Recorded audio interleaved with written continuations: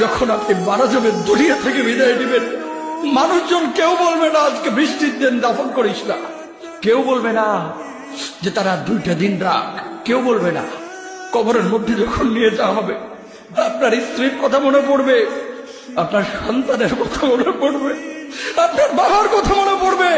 সবচাইতে বেশি কষ্ট আপনাকে যে জিনিসটা দেবে, কি নিয়ে কবরে ঢুকলাম, কেন সুদ খাইছিলাম, কেন ঘুষ খাইছিলাম, কেন কবরের জিন্দেগির জন্য প্রিপারেশন নেই নাই।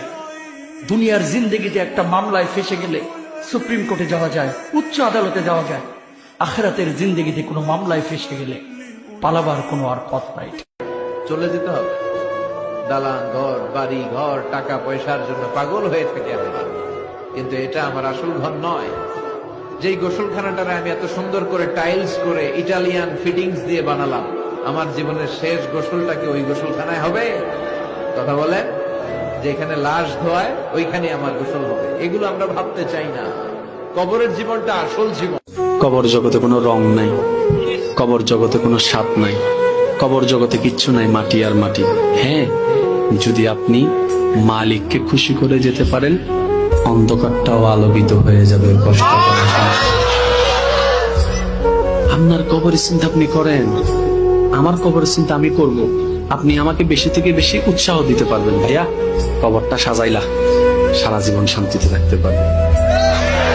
এটা হচ্ছে মুসলমানের নিয়ম। বলেন, কবর প্রতিদিন ডাক দিয়ে বলে আনা বাইতুদ দুধ। প্রত্যেকের কবর প্রত্যেককে ডেকে বলে, ও আল্লাহর বান্দা, জানো আমি পোকামাকড়ের ঘর, পোকামাকড়ের ঘর। তুমি তো সেই বান্দা যে একটা মশা কানের পাশ দিয়ে উড়ে গেলে তোমার ঘুম বন্ধ হয়ে যায়, চোখ মিলে যায়। একটা মশার গুনগুন আওয়াজ সহ্য করতে পারো না। একবার কয়েল, একবার অ্যারোসল, একবার মশারি, এরপরেও তুমি চাও যে একটা মশাও যেন আমার কানের কাছে গুনগুন না করে।